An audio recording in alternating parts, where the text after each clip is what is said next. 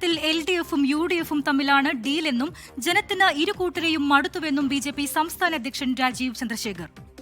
24-ൽ RC with SKN പ്രത്യേക അഭിമുഖത്തിലാണ് രാജീവ് ചന്ദ്രശേഖർ മനസ്സു തുറന്നത്. കേരളത്തിൽ മാറ്റത്തിന്റെ കൊടുങ്കാറ്റ് വീശിയടിക്കും. ശബരിമല കൊള്ള ജനമനസ്സിൽ ഭരണവിരുദ്ധ വികാരം സൃഷ്ടിച്ചിട്ടുണ്ട്. FCRI ഭേദഗതി കള്ളപ്പണം വെളുപ്പിക്കൽ തടയാനെന്നും ക്രിസ്ത്യൻ സഭകളെ ബാധിക്കില്ലെന്നും രാജീവ് ചന്ദ്രശേഖർ വ്യക്തമാക്കി.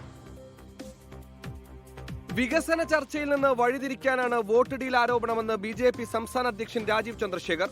24 ചീഫ് എഡിറ്റർ R. ശ്രീകണ്ഠൻ നായരുമായുള്ള RC വിത്ത് SKN പ്രത്യേക അഭിമുഖത്തിലാണ് രാജീവ് ചന്ദ്രശേഖർ നിലപാട് വ്യക്തമാക്കിയത്. നേമത്ത് ഡീല് നടക്കുമെന്ന് തോന്നുന്നുവെന്നും CPIM BJP ഡീൽ ആരോപണം പച്ചക്കള്ളമാണെന്നും രാജീവ് ചന്ദ്രശേഖർ.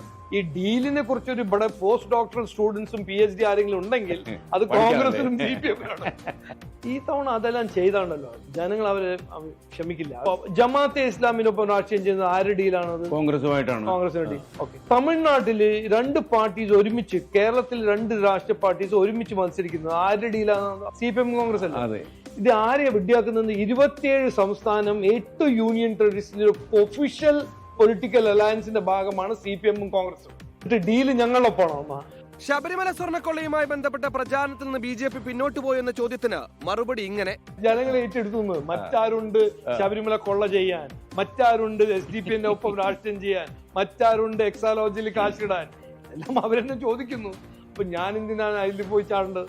ശബരിമലനെ കുറിച്ച് മിണ്ടണ്ടെന്ന് ഞങ്ങൾ തീരുമാനിച്ചിട്ടല്ലോ. അല്ല, അതിനകത്ത് നിങ്ങൾക്കൊരു പേടിയുണ്ടോ?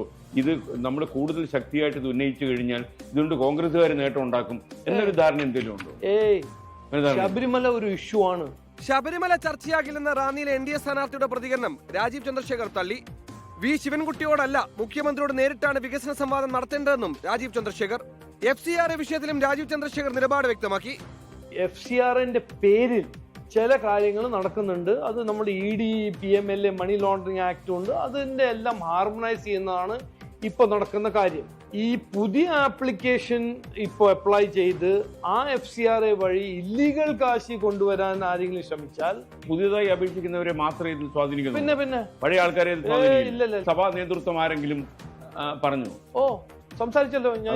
പിന്നെ പറഞ്ഞിട്ടുണ്ട്, ഇന്നും പറഞ്ഞിട്ടുണ്ട്. മെയ് 4-ന് 24-ൽ കാണണമെന്ന് R. ശ്രീകണ്ഠൻ നായർ പറഞ്ഞപ്പോൾ രാജീവ് ചന്ദ്രശേഖരന്റെ മറുപടി ഇങ്ങനെ: മെയ് 4-ാം തീയതി. അന്ന് എങ്ങനെ പറയേണ്ടി വരുമെന്ന് അങ്ങ് പ്രതീക്ഷിക്കുന്നത്? അല്ല, കൺഗ്രാറ്റുലേഷൻസ് എന്ന് പറയും.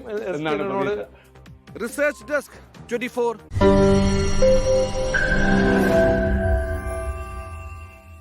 ലോകത്തെവിടെയായാലും ഏത് സമയത്തും 24 വാർത്തകളും ഓഗ്മെന്റഡ് റിയാലിറ്റി പാക്കേജുകളും എക്സ്പ്ലെയിനറുകളും വിശദമായി കാണാൻ ഞങ്ങളുടെ YouTube ചാനൽ നിങ്ങൾക്ക് സബ്സ്ക്രൈബ് ചെയ്യാം.